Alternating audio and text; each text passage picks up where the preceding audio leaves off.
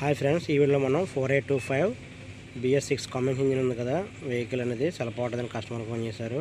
మనం వెళ్ళేది చూడటం జరిగింది. ఇంజిన్ స్నానం చేయగానే మనకి డాష్ బోర్డ్లో న్యూట్రల్ అనేది షో అవ్వట్లేదు. అంటే పార్కింగ్ పెట్టారట, మళ్ళీ ఇంజిన్ స్నానం చేసినారు, సెలపోవట్లేదు. సరే అని చెప్పి చెక్ చేద్దామని చెప్పేసి నేను కింద గేర్ బాక్స్ దగ్గరికి వెళ్ళాను. మన గేర్ బాక్స్ దగ్గర మనకి న్యూట్రల్ స్విచ్ అని ఉంది కదా, రాస్తుంది కదా ట్యాగ్ మీద. ఈ స్విచ్ అనేది డైరెక్ట్ చేస్తే న్యూట్రల్ షో అవ్వాలి. అలా కూడా షో అవ్వలేదంటే వైరింగ్ కంప్లైంట్ అన్నట్టు. మనకి ఇలా డైరెక్ట్ చేస్తే షో అయిందంటే కంపల్సరీగా స్టార్ట్లో వర్క్ అవుతుంది అనమాట. ఇక్కడ ఏంటంటే న్యూట్రల్ లైట్ సెన్సర్ అనేది మనకి డ్యామేజ్ అయిపోయింది అనమాట. అది రివర్స్ గేర్ స్విచ్ టైప్ ఉంటుంది. మనకి మార్కెట్లో అవైలబుల్ లేదు ఇక్కడ.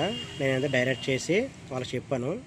ఇది ఉండటం వల్ల అడ్వాన్స్ ఏంటంటే మనకి న్యూట్రల్ ఉన్నప్పుడే సెల్ఫ్ అవుతుంది, గేర్లో ఉంటే సెల్ఫ్ అవ్వదు.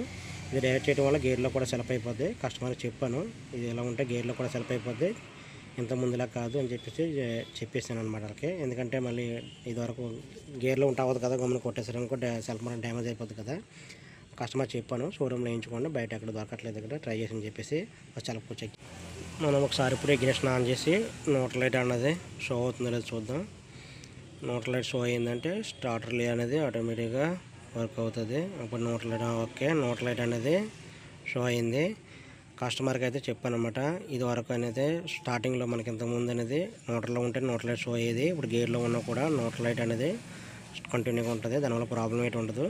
కంపల్సరీగా న్యూట్రల్ స్విచ్ అనేది మార్పించుకుంటే సెల్ మోడ్ సేఫ్గా ఉంటుంది. లేదంటే ఇదివరకు లాగా స్టార్ట్ చేస్తారు కదా, ఇబ్బంది అవుతుందని చెప్పేసి అని చెప్పి చూడండి.